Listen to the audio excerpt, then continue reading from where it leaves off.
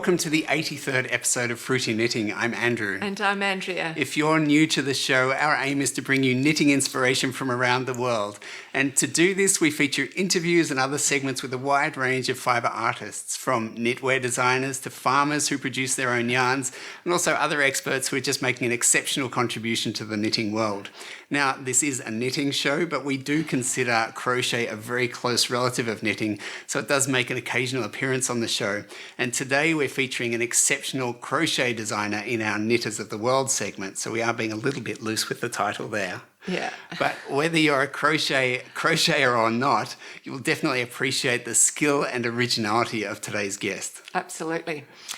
And our feature interview is with a designer that many of you will know, but who I think should be much better known because her designs are simply stunning. And that's Jennifer Wood from Woodhouse Knits. And Jennifer has a deep love of cables and lace, and her designs are often intricate combinations of the two together. So her interview is in two parts, and in part one, she talks about how she invents and reinvents stitch patterns and the different ways of combining cable stitch patterns with lace stitch patterns. And then later on in the program in part two, she shows us how to modify some of her garment designs to suit a variety of body shapes. That's a topic I know many of you really appreciate, so I think you're going to find the interview really valuable.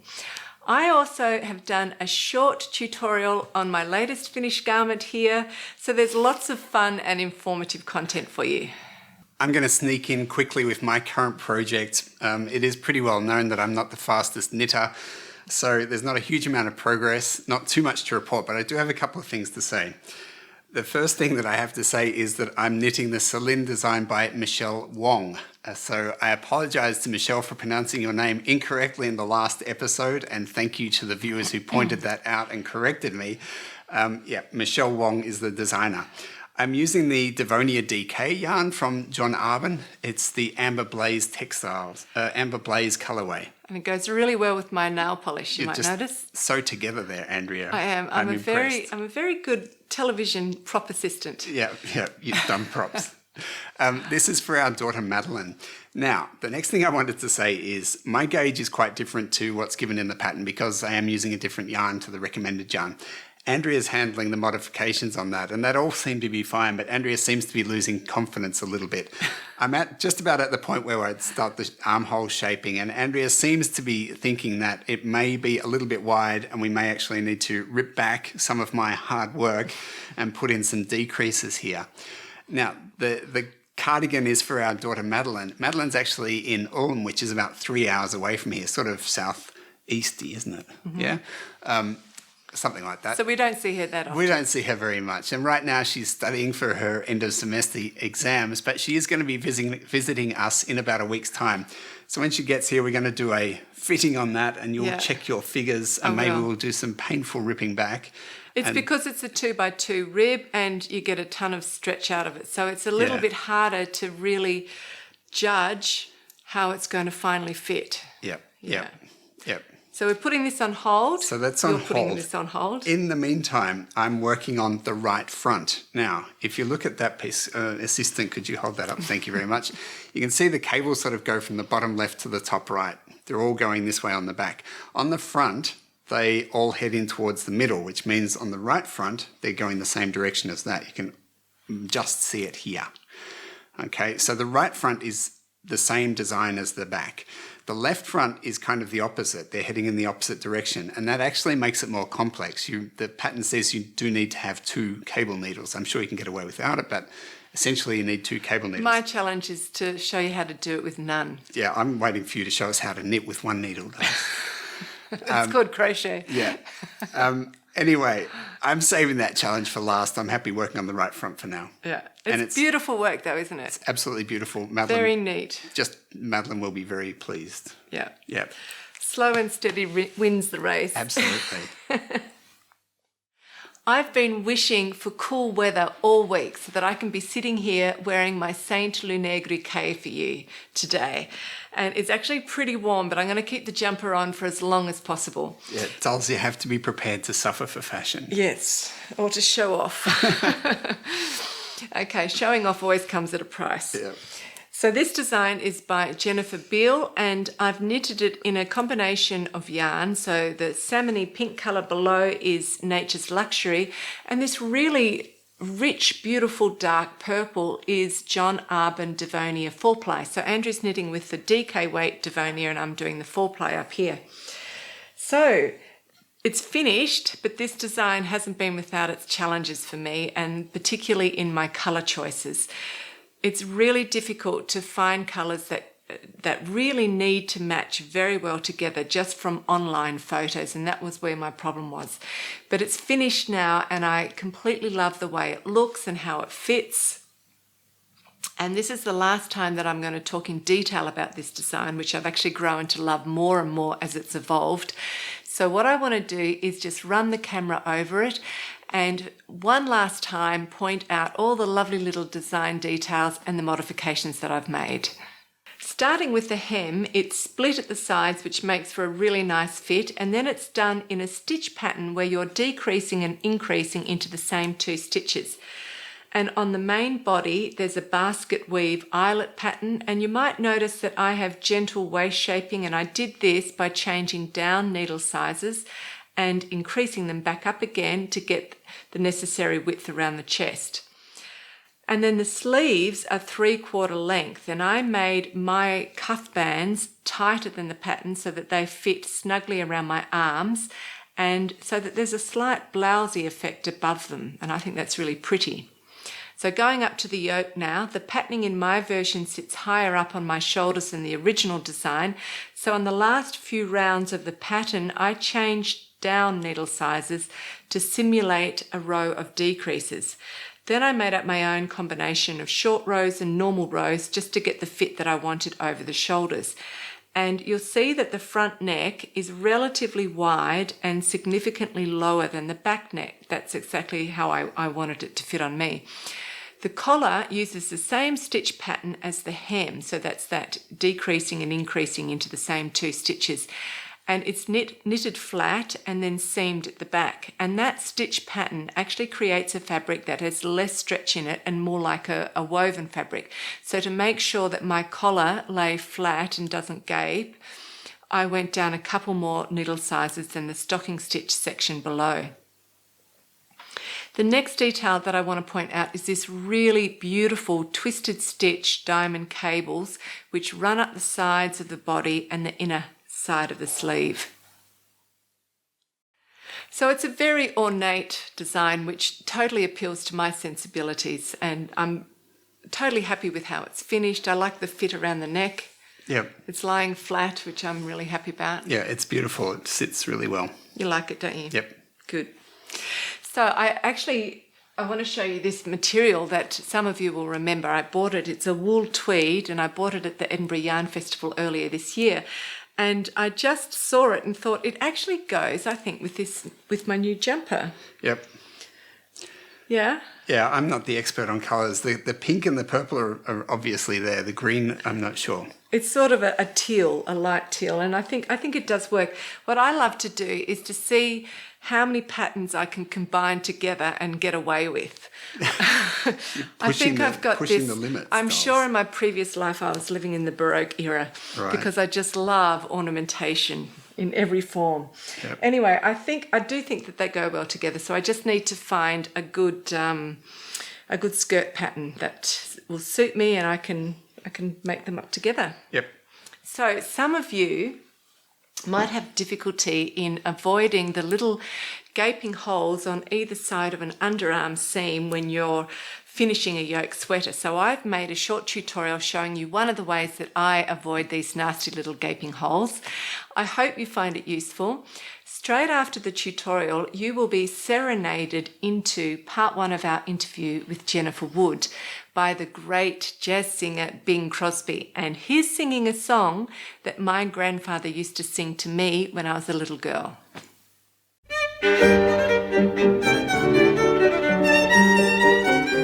This is my Saint Lunaire Griquet, which is a design by Jennifer Bill. It's a colourwork yoke sweater knitted bottom up in the round, and during the knitting of this design a few stitches are set aside from both the sleeve and the body, and these stitches are later joined and form a horizontal line at the underarm.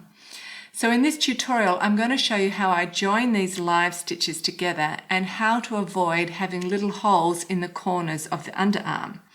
You can join the stitches using Kitchener stitch or by doing a 3-needle bind off. I'm going to do a 3-needle bind off here for a couple of reasons. I'm knitting at a very small gauge, so creating a seam here at the underarms won't be too bulky. In fact, you won't even notice it. And I really love the stability of seams, especially in areas that get a lot of wear.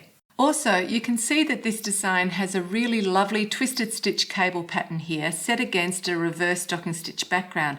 And the diamond pattern matches up exactly at the underarm seam. So if I was going to use Kitchener stitch, I'd have to do it in a combination of purl and twisted knit stitches, which is sort of getting too complicated. It's just much easier to do a 3-needle bind off. I've transferred the live stitches from the holders back onto knitting needles, and you can see that there's a lot of space between the last stitch on one needle and the first stitch on the next needle, and so that space is going to create a gap. So to avoid the gap, I'll add some stitches even though the pattern doesn't call for it. The needle in my right hand is going to be my working needle, and I'll get rid of this needle here. So with the right hand needle I'm going to pick up 4 extra stitches in this gap. So I'll insert my needle through a strand on the edge from front to back. So I'll take this one. And then I'll do it again with the next adjacent strand from back to front. So there we go. I've got 2 strands of yarn now mounted in different directions on my needle. Later I'm going to knit them together and I'll twist them, which helps to close the holes, but it'll also hide the first stitch behind the second stitch. So I'm going to continue and do that again here. So I'll take this strand, and this strand here is just loose because it's got an end yarn attached to it. So front to back and back to front. So there are my 4 new stitches. Now I'm going to transfer my sleeve stitches onto my working needle. I'm on the other side, and now I'm going to pick up another 4 stitches just like I did before to close up this side. So the first 2 stitches will stay on this needle and the second 2 will go on my left needle. I'm joining my yarn in now, and I'm going to work 1 complete round. So I'll start here, that'll be the start of my round, and I'll start with the picked up stitches. There they are there, mounted in opposite ways on the needle. And I'm going to knit them together, and this is going to twist them, and it'll hide the first stitch behind the second stitch.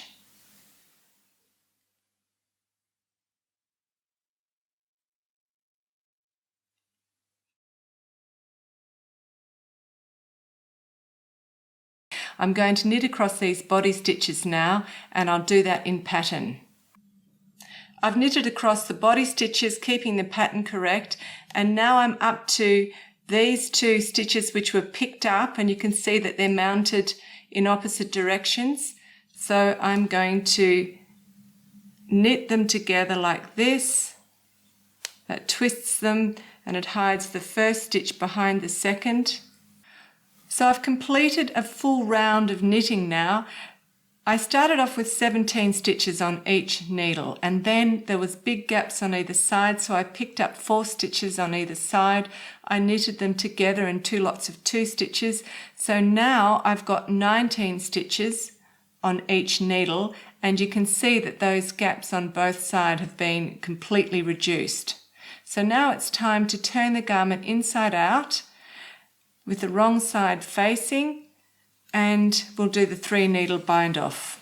Now I'm ready to do a 3-needle bind off, which means I'll knit a stitch from the front needle and the back needle together and then bind them off as I go along. Now if you feel like you've still got some sloppy bits here or loose bits, you can actually take another thread, twist it around so it's a twisted stitch, stick it on the needle behind.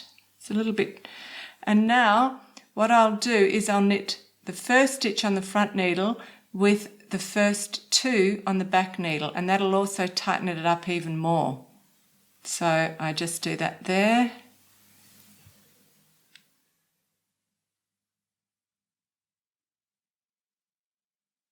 And that'll close that gap even further. And then knit the next 2 stitches together and take the first stitch and put it across the second one, and that's how you cast off, and you just continue doing that until you have no more stitches left. So there's a 3 needle bind off. It's completed. There's a tiny little ridge here where the seam is, but it's really no bulk at all. And you do have a tail end, and what you can do is use it to fix up any lingering holes there. I don't really need to do that, so I'll just weave my tail end down through there. So this is the right side, and I think it's looking really good. The seam itself is strong and flexible. The twisted stitches are lining up pretty well, and the diamond is intact over the seam, and there's no holes in the corners. You can see that. So I think it's a good result.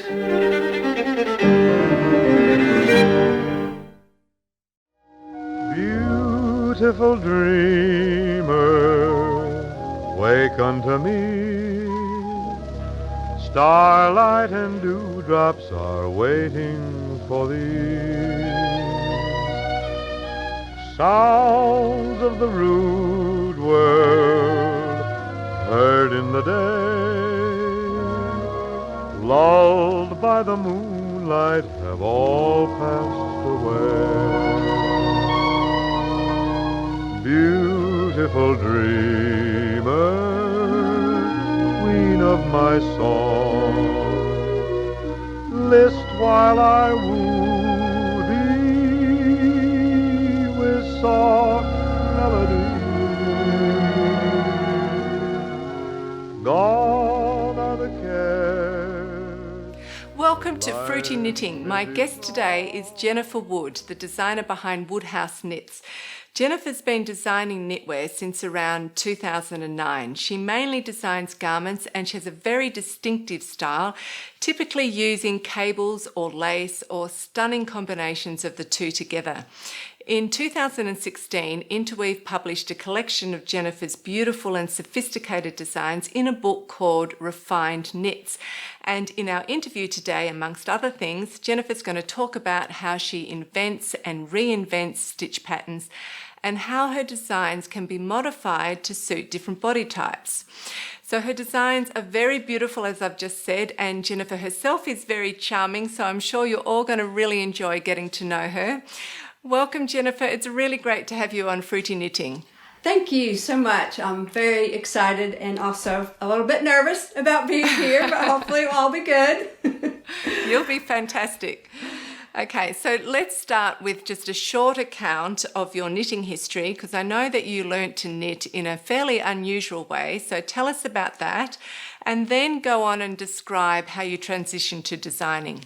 Okay, I learned to knit from my daughter. She read the book The Witch of Blackbird Pond, and it has descriptions of girls knitting in it, and she decided she wanted to learn to knit. So I said, okay. So I got some yarn, needles, and an instruction book, and we learned to knit. And I absolutely fell in love with it and have not stopped since.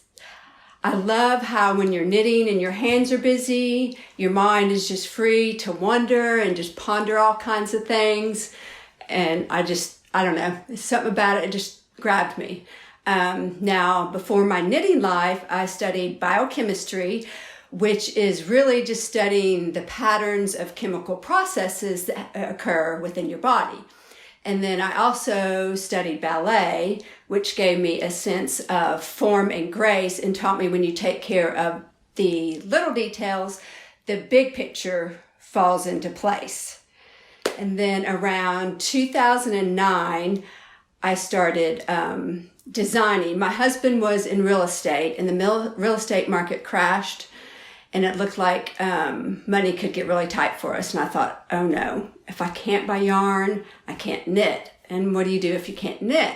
So I came up with the idea of, well, maybe I could design a few patterns, sell them, and then that would cover my yarn cost.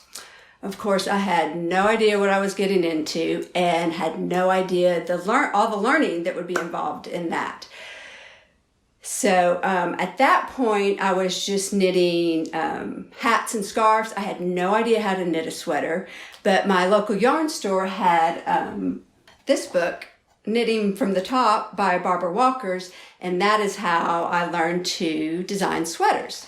And then I also read Maggie Righetti's book, Sweater Design in Plain English, and this was very helpful in learning how to make my designs fit better. And then of course I had to learn how to write patterns. So to do that, I read all kinds of patterns in books and magazines and just kind of followed that example. And when I first started doing sweaters, I had to have my tech editor grade my patterns because I had no idea how to do that. But then I decided that I wanted to add more sizes. So I decided I had to learn how to grade.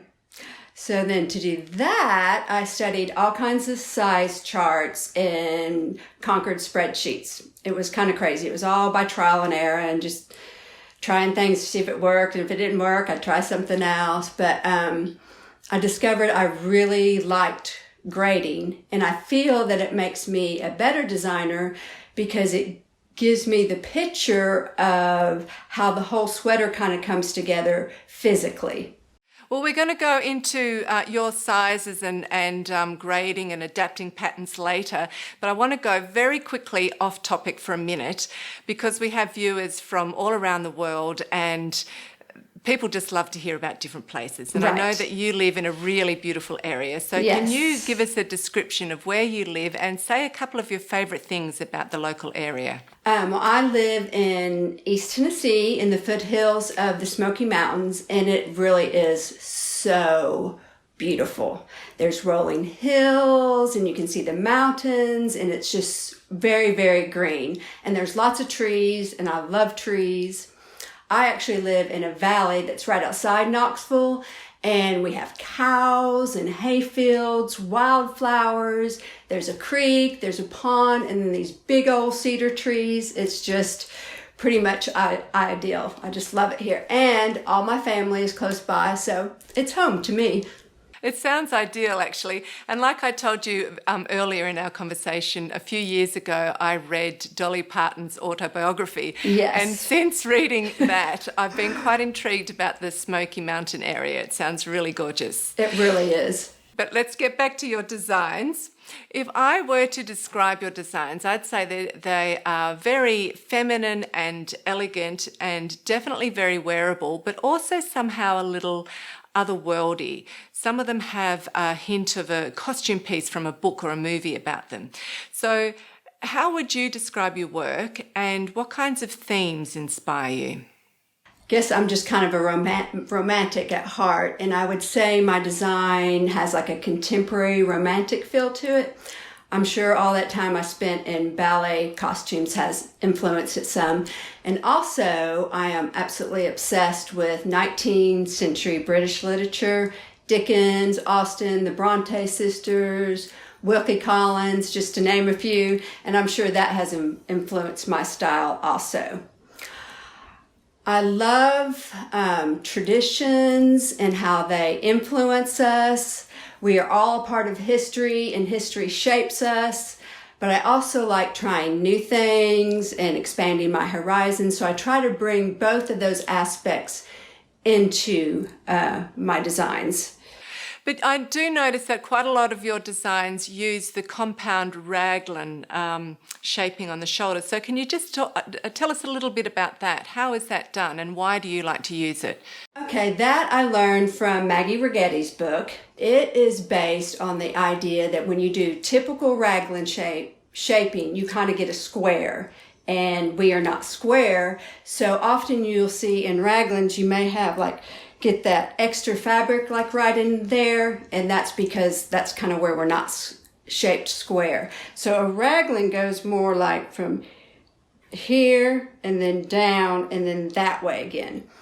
So in the beginning, you are increasing every other row, just like a typical raglan, every other row or every round. And then in this section here, you're increasing every fourth row or round.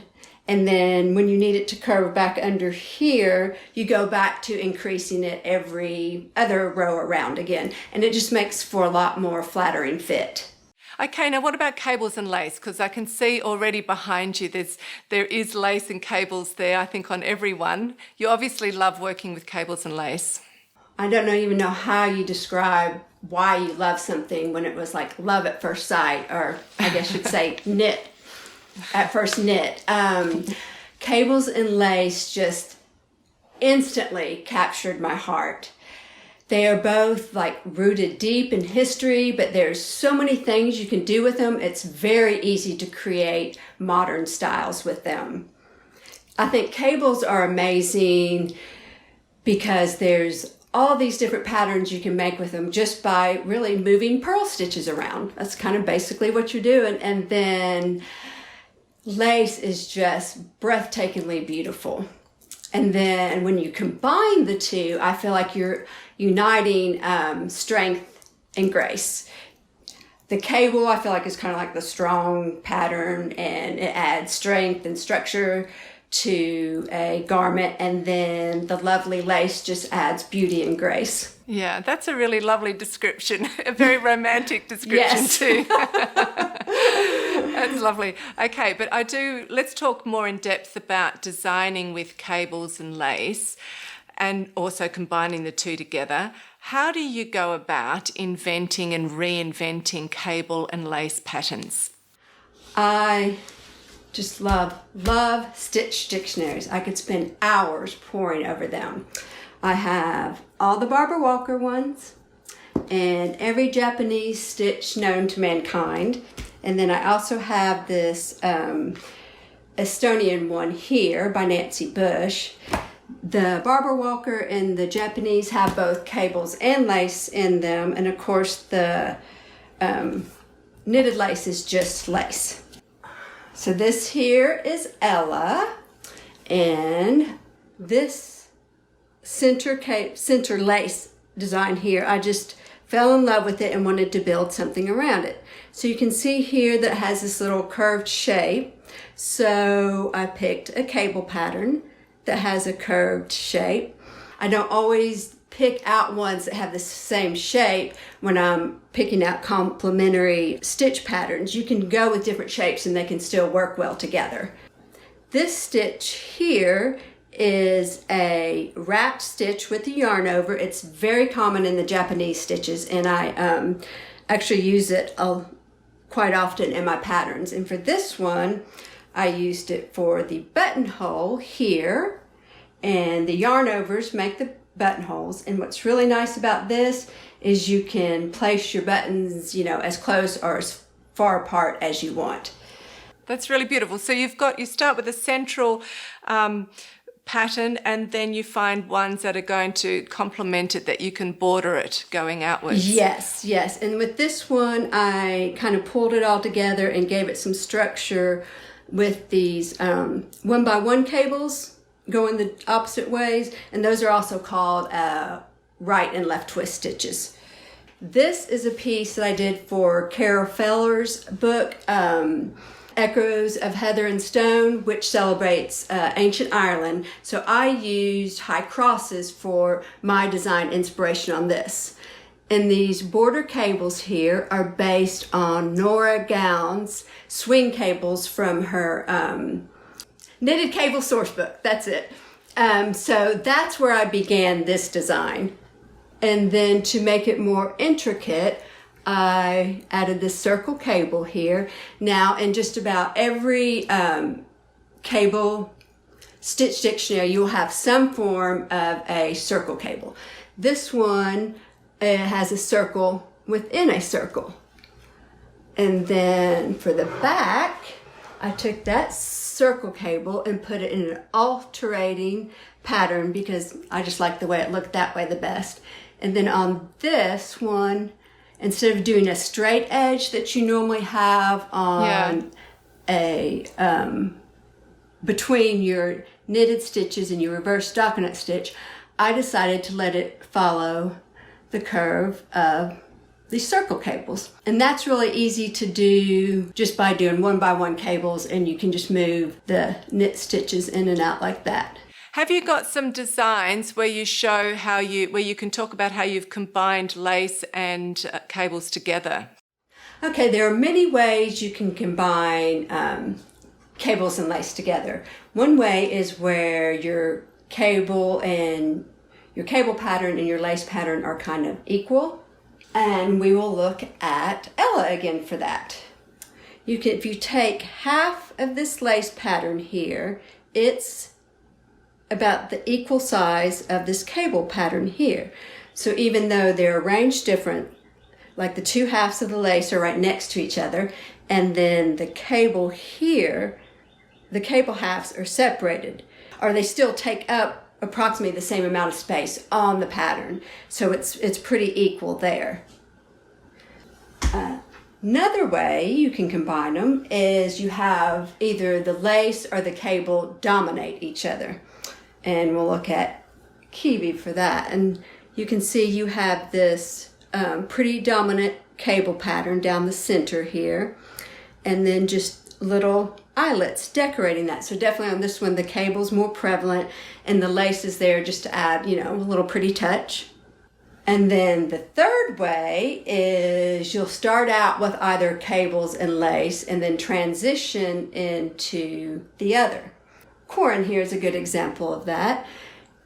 Even though you have the cable stitches up at the top, the lace is more prevalent, and that is what your eyes are drawn to. And then as you go down the sweater, the lace melts into the cables, and then the cable becomes a more prominent pattern there. So that one's a real fun example of that.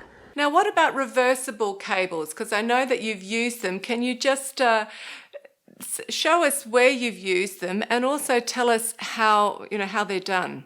When I first discovered reversible cables, I got so excited because that was back when I was just mostly doing scarves, and I loved the idea of not having an ugly side on your scarf where your pretty cables would show on both sides. So there's a couple ways to do reversible cables. One way is where they look identical on the two sides, and those are the ones that I have done most of the time. And they are based on doing like a knit one, purl one, rib, so that makes a reversible fabric. But you do have to watch out because the cables are actually bigger because you have twice as many stitches.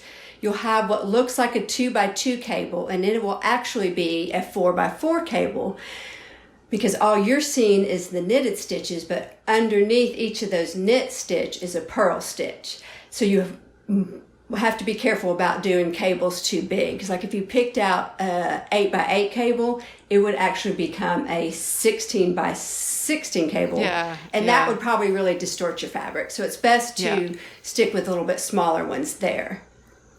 We will look at Mary for an example of that. And so you have that side, and then see that side looks just the same. And you have these little cables here, and they just look like 2x2 cables, but as I said, you actually have a knit and a purl crossed over a knit and purl. And then the center cable, it's made wide, but it's made by combining 4x4 stitches. So if you wanted to do a wider reversible cable, it's probably a good idea to do a braid like this, which is made up of smaller cables. And it definitely adds a lot of bulk to the fabric, doesn't it? Yes. I was going to show that here on Braille.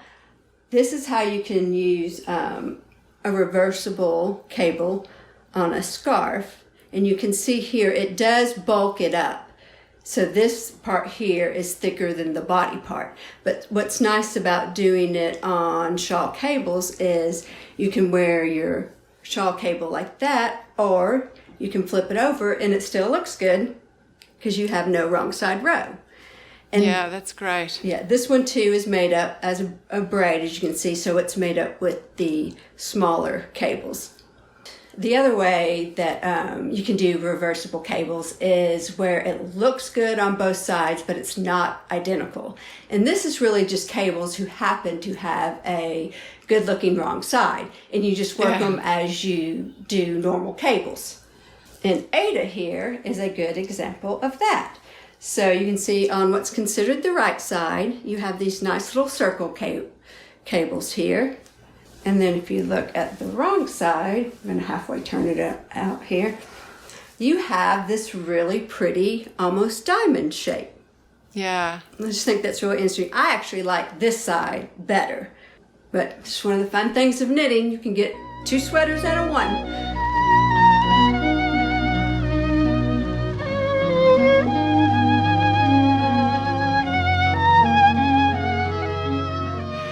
That gorgeous song, Beautiful Dreamer, was written by Stephen Forster and it first came out in 1864. And since then it's been recorded many times in lots of different genres or lots of different styles. But my grandfather really loved Bing Crosby and he'd sing a lot of his songs and he would always tear up whenever he sang Beautiful Dreamer. He was just wonderfully sentimental. Yeah.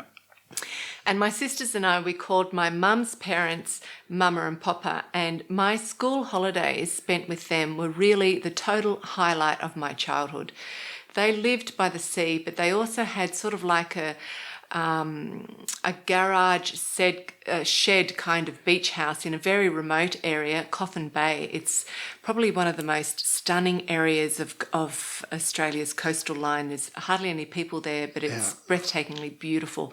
And we would spend school holidays there with them, and all day we would be swimming or fishing or messing about in boats. We had a little dinghy that we were allowed to row out into different islands. So there was always dolphins there and seals. It was just so wonderful. And constantly in the background were songs by Doris Day and Bing Crosby. So that was kind of like the musical milk I was brought up on. And I totally loved those songs too. And my wonderful grandparents had no problems just cranking up the volume whenever I asked them to. Yeah, that sounds great. Yeah. Getting back to Jennifer Wood, we both found Jennifer charming, and in the second part of this interview, she actually takes some of her designs, which you wouldn't immediately think can be adapted to a wide range of body types, but she shows us the modifications that you can make, which I think is really interesting and great information. So that's coming up. Yeah. Fruity Knitting patrons will receive a 25% discount on any of Jennifer's self-published patterns. She's got around 50 designs out there, self-published. Most of them are sweaters and cardigans, and all beautiful and very wearable. She's got all different yarn types, but if you're keen to do a quick knit, Jennifer also has a good selection of Aran and worsted weight designs. So enjoy looking through that collection. So since we have a crochet guest who you're going to meet very, very shortly, I thought I'd give you an update on my own crochet project. If you're new to the show, I'm a beginner when it comes to crochet, but I've given myself the challenge of learning to crochet by working my way through Jane Crowford's beautiful Bohemian Blooms blanket.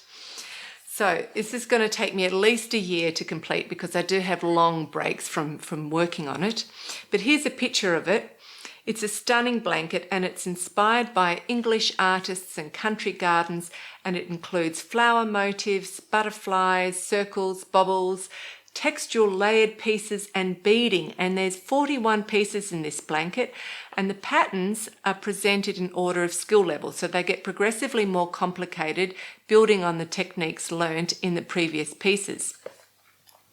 So the first thing I had to do were these 4 long edges, and I'm using UK crochet terms here. They're very long and there's 4 of them.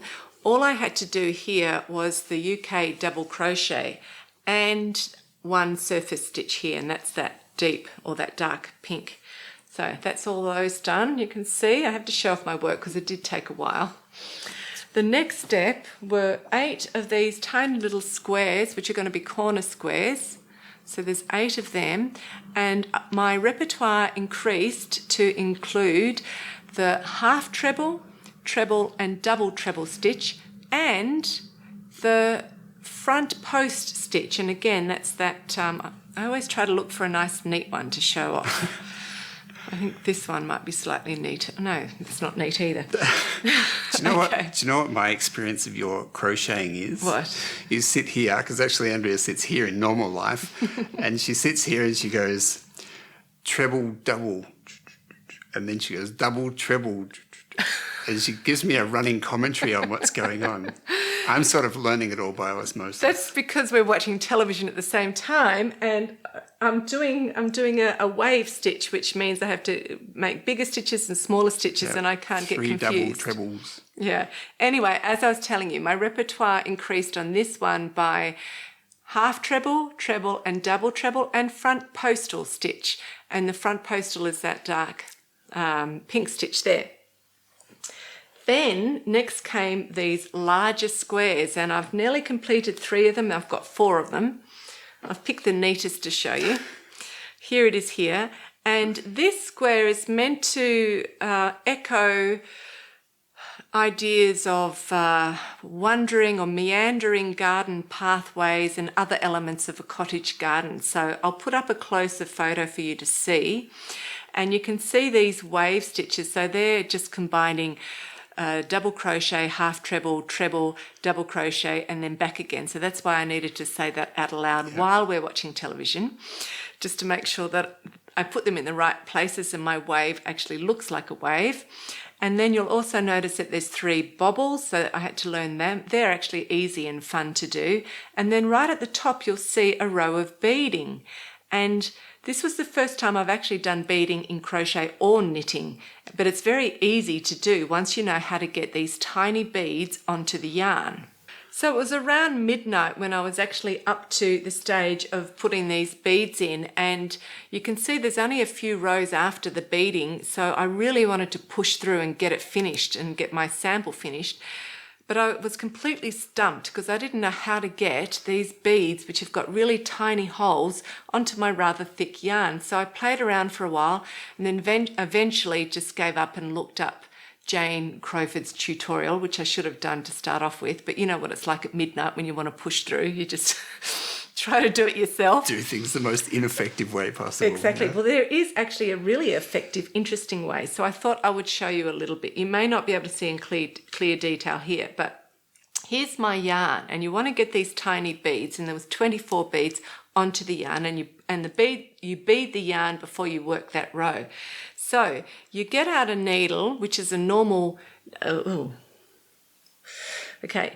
Just put them there. You get out a needle, which is just a normal sewing needle. So it's very thin and it's very sharp, and it's got a little head on it. And then you get a piece of normal cotton and you tie a knot in it. So it's a loop like that. And then in the bottom of the loop, you put your yarn through. So it's just hanging like that, if you can see that.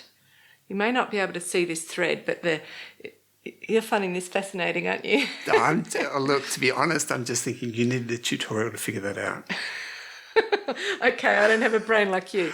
I'd already gone to bed by this time. Anyway, so there it is there. You hang that like that, and then you thread these tiny little beads onto your needle, and you push it down. I'll just do 2, but you have to put 24. Do 24. Yeah. Anyway, and then you just push it on to pull it over there so you can see, and then you pull it down until it's past that. You take away your needle, and there's your yarn with your beading on it. Brilliant, darling. It's totally brilliant. And what, the whole time you were trying to get your crochet hook through your beads? Not my crochet hook. How long did you try that? My darning needles, all kinds of things. I don't know. Pretty stupid, aren't I?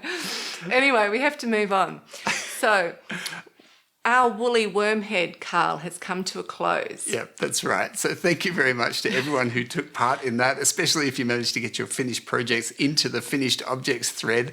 We haven't figured out the winners yet, so we're going to announce that next episode. Yep.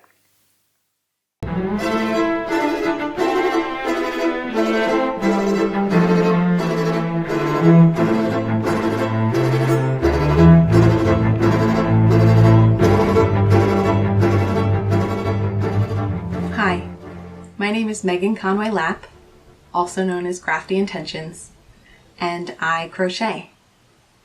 I have wanted to do art since I was really little.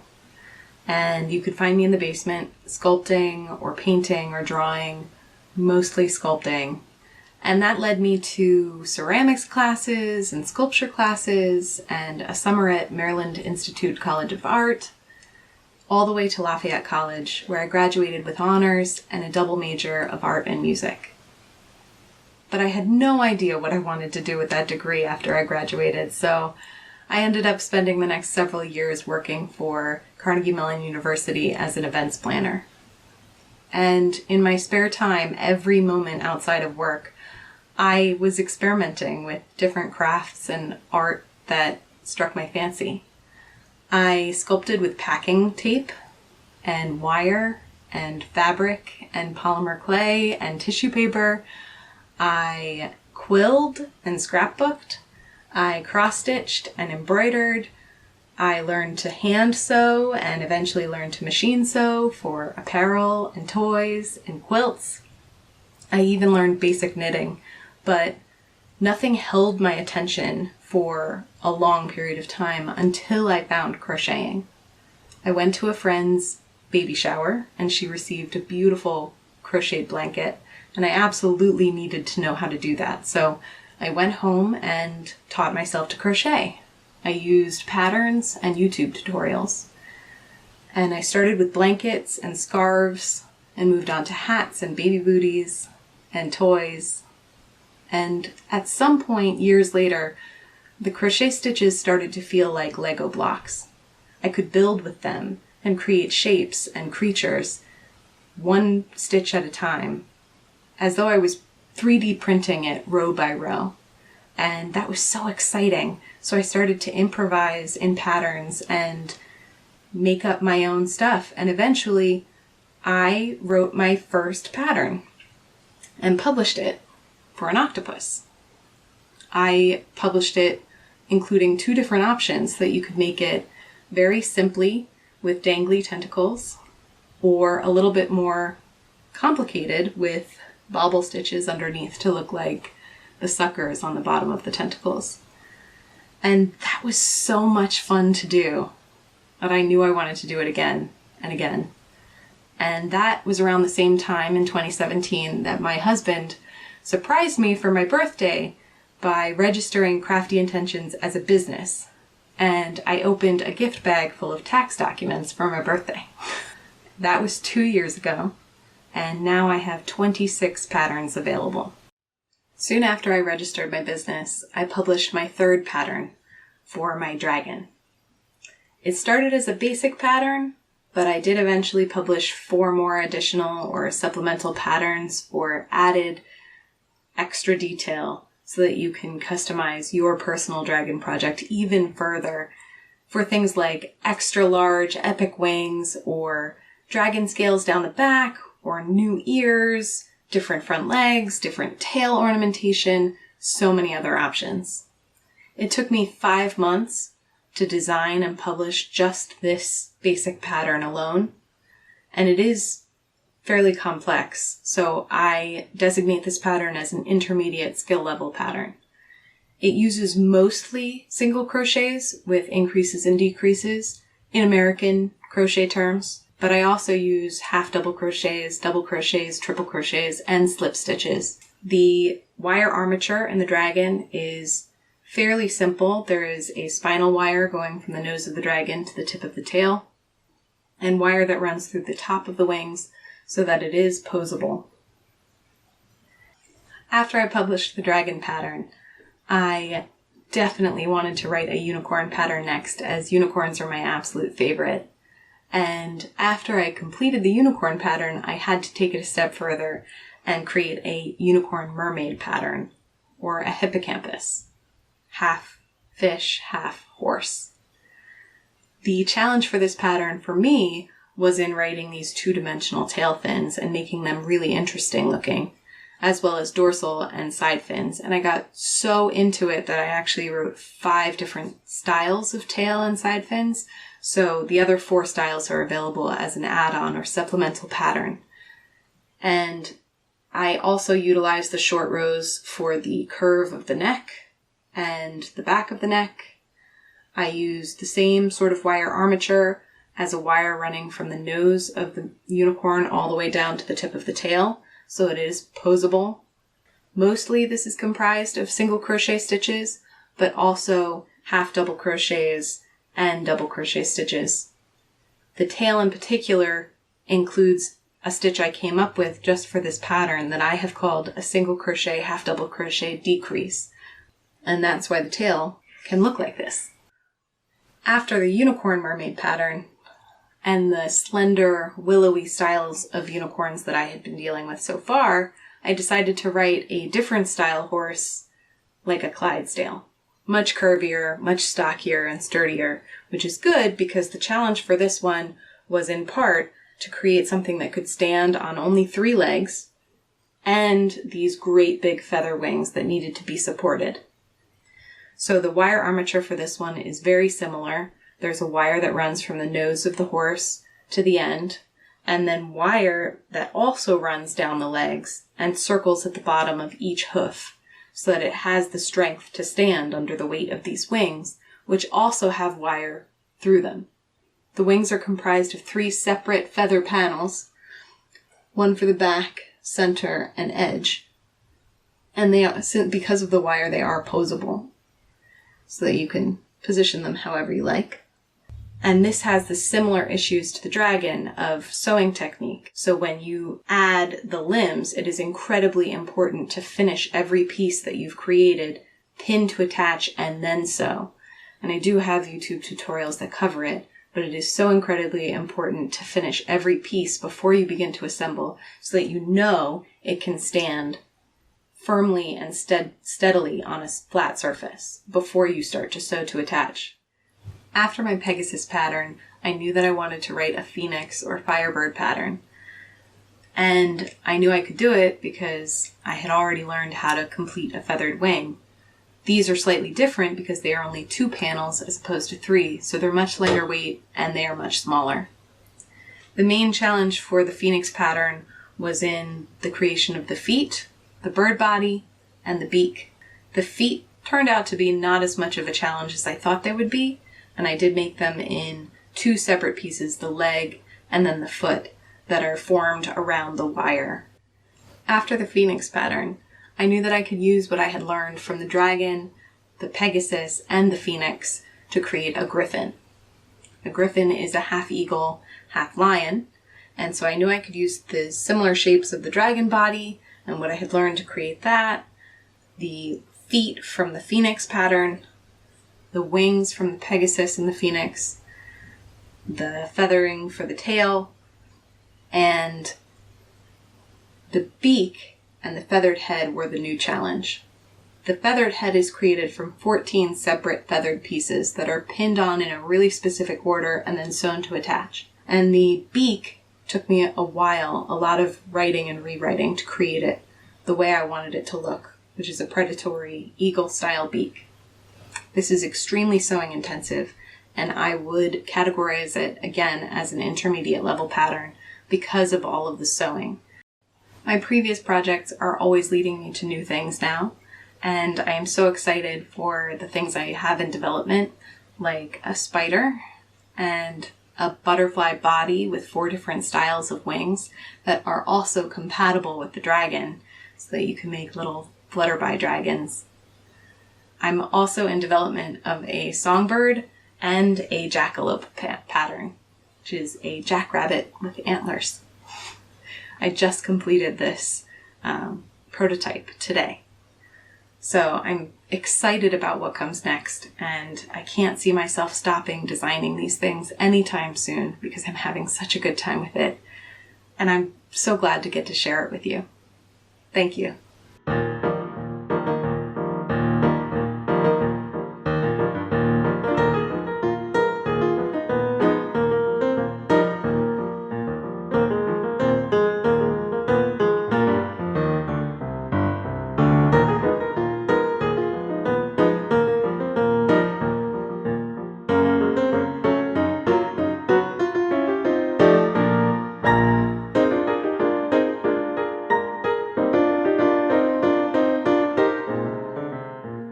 Welcome back. Megan's designed some pretty amazing and magical creatures there. Yeah.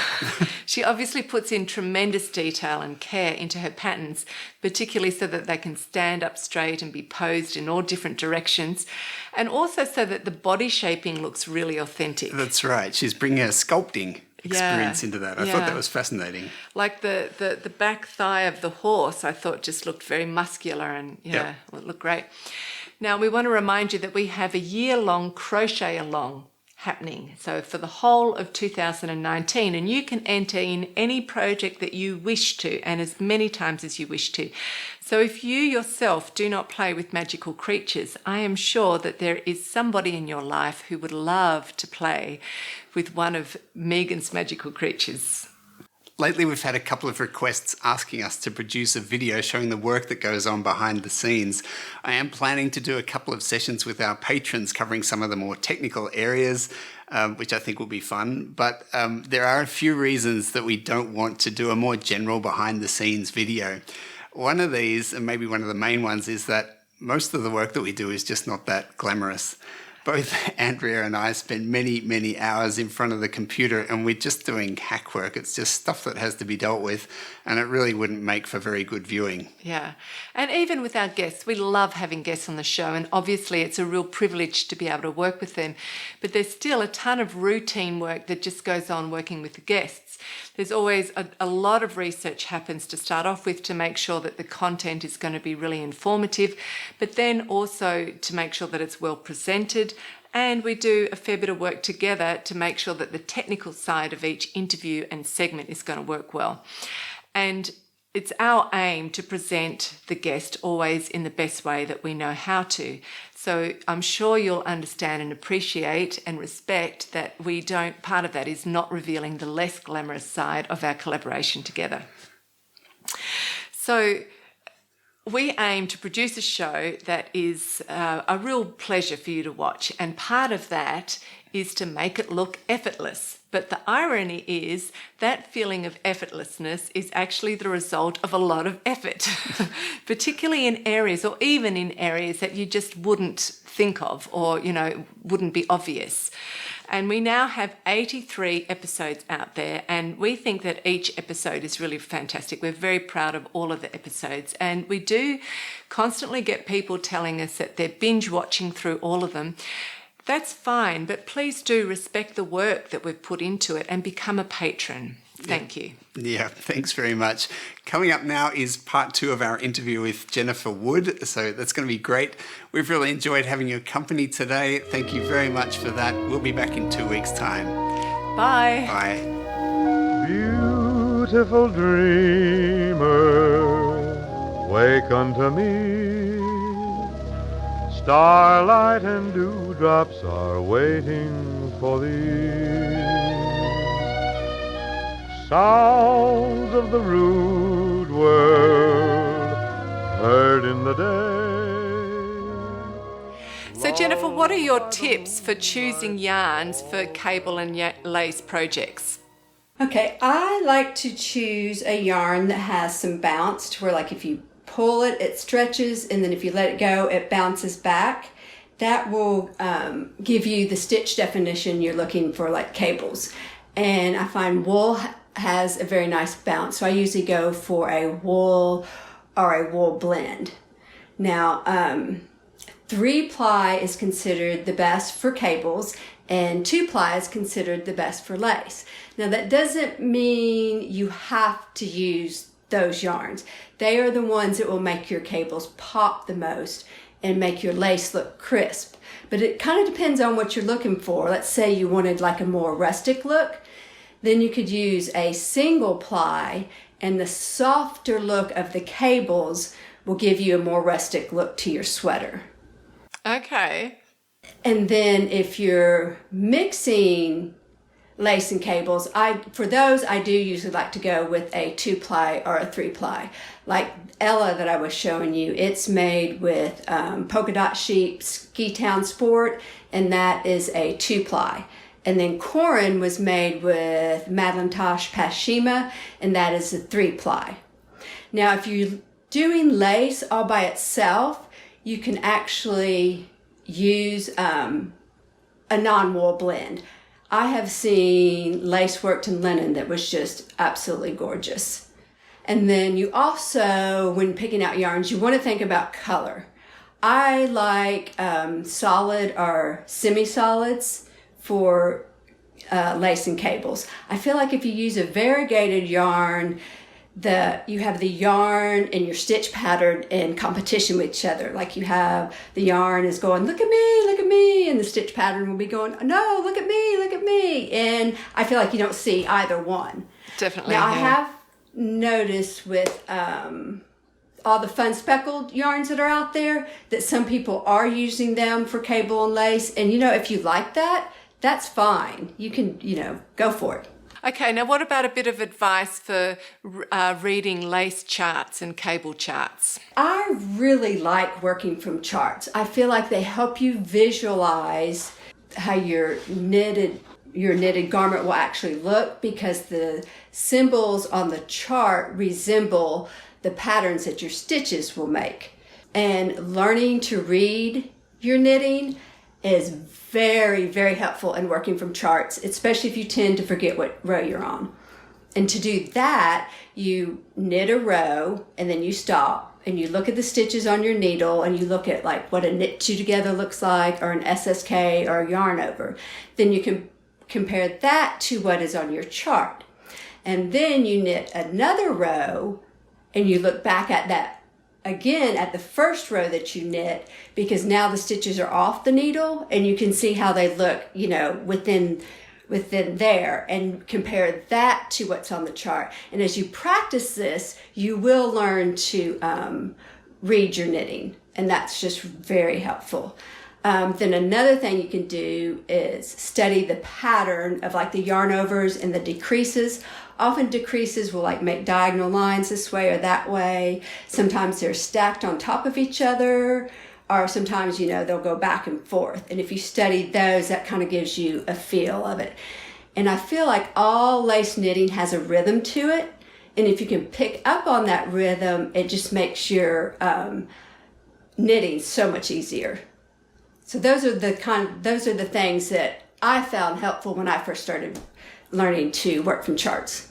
Particularly your tip about learning to read your knitting and to stop after you've done, like consciously stop after you've done a row and go back and analyze it, and then do another row and then see what that row looked like actually in the fabric. I think that's a really, really good tip. It really is, and it will make a huge difference in how you're able to knit and like what level of lace you can knit and stuff. Okay, now recently there's been a lot more discussion about creating designs for a wider range of sizes. And I know that you've written that when you start a new design, you always, or right from the beginning, you're thinking about how is it going to work for a wide range of sizes. And you also add notes to your patterns so that people can modify or alter the pattern to better fit their body shape. And I thought it would be fun if you could take a few of your designs that don't immediately look like they're going to suit a lot of different types of body shapes, and just go through and show us how they can be technically altered. Back when I first started grading my own patterns, I do all of them for 11 sizes, starting from around a 30 to a 60-inch bust. Now, sometimes the smallest or the largest size won't work, so those have to get left out. And if I am doing a piece with a bunch of positive E's, then I'll usually just do like 8 sizes. We will start here with sterling. And my original plan for this was to pick up the stitches along the neck here and create a neckband. But then I decided I just loved the way those scallops looked, and I decided they were too pretty not to have there. But this does make for a wide neck, which personally I like, but I also know that a lot of people do not like a wide neck. So there's a couple of things you can do to adjust your neck line on a sweater. These are for if you're working top down. I guess you would do the opposite if you're working bottom up. But so the easiest way is by starting with a smaller needle size. So I usually go down like 2 needle sizes. I cast on, I work a few rows, and then I switch to the next needle size, and then I work a few more rows, and then I switch to the needle size you need for the gauge, and then just continue on. Another way you can do it is by casting on fewer stitches and then work a few rows in like garter or some non-rolling stitch pattern, and then increase some stitches. And then you work a few more rows, and then you increase to the amount of stitches you need for your size on the pattern, and then you just follow the directions for the pattern from the cast on down. Okay, can I just ask a super quick question there? When you are, if you do start off by changing needle sizes, and for the first, say, 8 rows, maybe you're knitting at a smaller needle size than what the normal pattern says, that's going to make it also, it's going to affect the row gauge just a little bit. So would you add some extra rows on just before you divide for the arms? Yes, you could do that. If that makes it too short, or also because it's tighter, it might sit higher up on you. And if that's the case, you'll need more rows. You can always add even rows, like without any increases or decrease at the end of this before you divide. Yes, that's real easy to do. Okay, now we will look at Winterberry here, which this one has some interesting body shaping to it. And I went ahead and put notes to do 3 different types of shaping for this one. You can see here on the front, the pattern gets wider as it goes down, so you're increasing stitches all along here, which of course will affect the size of your sweater. So for the sample, I wanted to keep the bust size kind of consistent in there. So as you can see up here, I started some back decreases pretty high, and this actually doesn't change the bust size, it just keeps it the same. So if you wanted to do a form fitting, you would do the decreases here, and then you work through the waist, and then I did increases down here to give more room for the hips. Now, one of the other ways you could do this, if you just wanted like a little more room, maybe a slight A-line shape, you would just leave these decreases out and start down here where the increases are and work those through the rest of the body. And this will give you a little bit more room in your bust and hips. Or if you want, you can do a full A-line shape and have lots of ease. And to do that, you would start your increases way up here where the decreases begin. And I think as you can see from the picture there, it's quite lovely. That design really can be modified to fit almost every body type, can't Right, it? yes, I think so. And now we will look at Evelyn here. Evelyn is a set-in sleeve, and it was made to be fairly tailored through the shoulders. It has a slight ease in the bust, and then a bunch of ease in the back. You can see here we have bunches of increases, and it gets nice and wide. It makes kind of like a swing jacket type thing. It's a lot of fun. So one thing I have noticed when studying people's bodies is you can have like 4 people, say, and they're all shaped different, all different sizes. But if you measure their across the back, they will not be as different as you would think just by looking at them. I just find that really interesting when you're studying body types. Because for this one, I do suggest you go by your across back measurement to decide what size to do. Now, a real easy way to do that is take a garment that you already have and you really like the way it fits, and then measure it across the back. And then use that measurement to pick your size. Now, when you pick a size this way, it's a good chance that maybe it's not the size you need for your bust. So you'll have to do some modifications. So let's say you're narrow shoulders, you have narrow shoulders, but you're quite busty. So you would pick the size to fit your shoulders. And then when you start working the body increases, you can actually do double increases. And that will give you 4 extra stitches per body increase row that you work. So you have to do the math to figure out how many stitches you need. Let's say you needed like 16.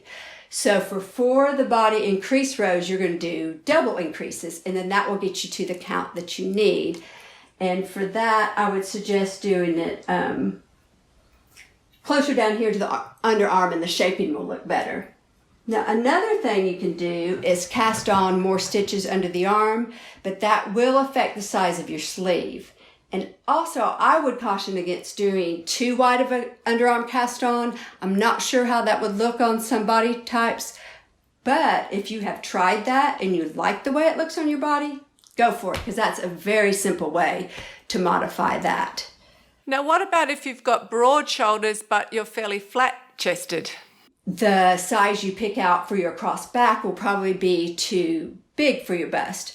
So when you get to the body increase rows, you just work those as even rows and not increase any stitches in the body there. So it's really all about getting a beautiful fit around the neck and the shoulders.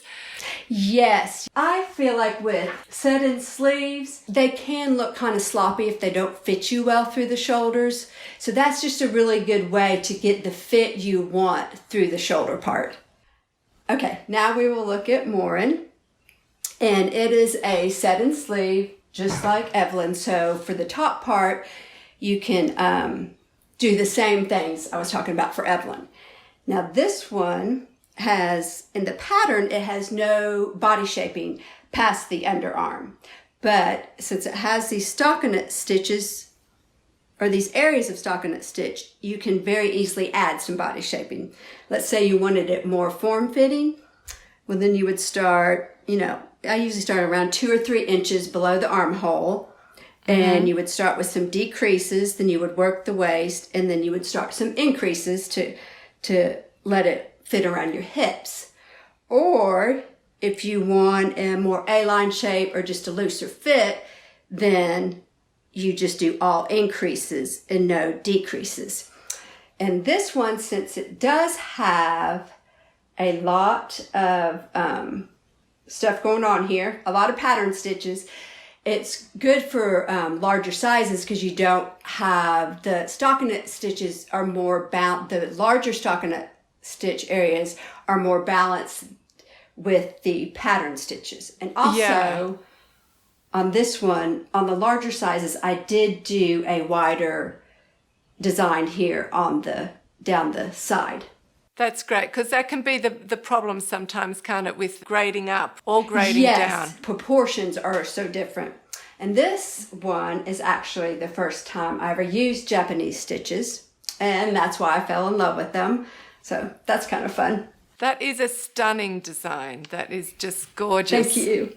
Now, of course, all this information is too much to put into single patterns, but I am right now creating a class for this, and I will be putting the information up on my website. And also, anytime anyone needs help adjusting one of my patterns to fit their size, I am more than happy to help. All you have to do is contact me, and if it's something I haven't already tried, we can always try something new. It's always good to learn new things. What a great attitude. I think the viewers are going to be super grateful to have just seen what you've talked about. It's been very great. I've really enjoyed seeing it. And I think you've really sparked the creativity of some of the viewers who have been a little bit too scared to change or modify patterns. And actually, that's half of the fun of knitting a garment. Yes. Is making it really fit you Right. and changing it to do that. So I think what you've just shared with us has been incredibly useful. So thank you. Now we have to wrap it up. So just as our last quick question, can you tell us what you're working on now, or if there's anything new and exciting on the horizon for you? Actually, this right here that I have on, it's brand new. I just published it, and it is starry, and it's made with Shibui's new yarn, Tweed Silk Cloud. Yeah, that's it, Tweed Silk Cloud. And it has made me fall in love with lace all over again. So, and then I have lots of other fun designs planned for this fall. Here is one. This one is all about the twisted stitches, which I think are really fun because you can draw pictures with them. These are like line drawings. It's really fun. And then I have 3 pieces coming out this fall sometime with Valley Yarn. And then I am actually going to try something new. I am going to try some color work. So I did attempt it quite a few years back once, but I tried holding the yarns, both the yarns in one hand, and it just really did not go that well. So now I'm going to try holding yarn in both hands, but that means I have to learn how to throw. So that is where I'm going to start with my color work, is learning how to throw. But I also feel a bunch of design ideas in my head getting ready to burst forth.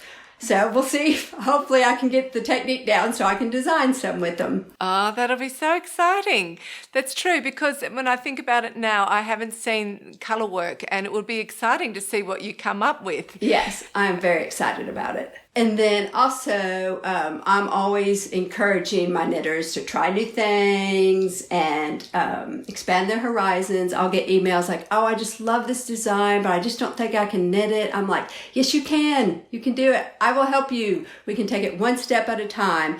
And then when they actually get the sweater knitted and it's something they thought they could never do, it's so exciting.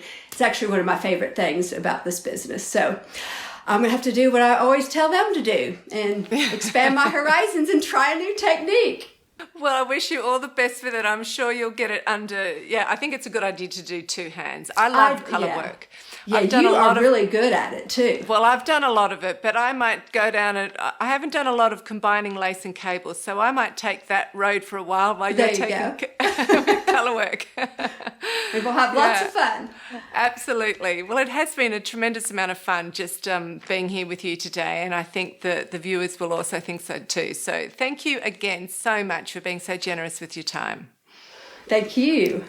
Okay, let's say goodbye to the audience. Bye. Bye, everyone. It was great.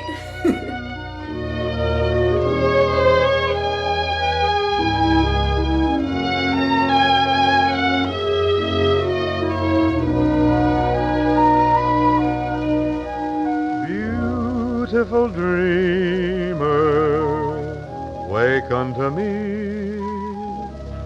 Starlight and dewdrops are waiting for thee. Sounds of the rude world heard in the day, lulled by the moonlight, have all passed away. Beautiful dreamer, queen of my song, list while I woo thee with soft melody. Gone are the cares of life's busy throng. Beautiful dreamer, awaken to me. Beautiful dreamer, awaken to me.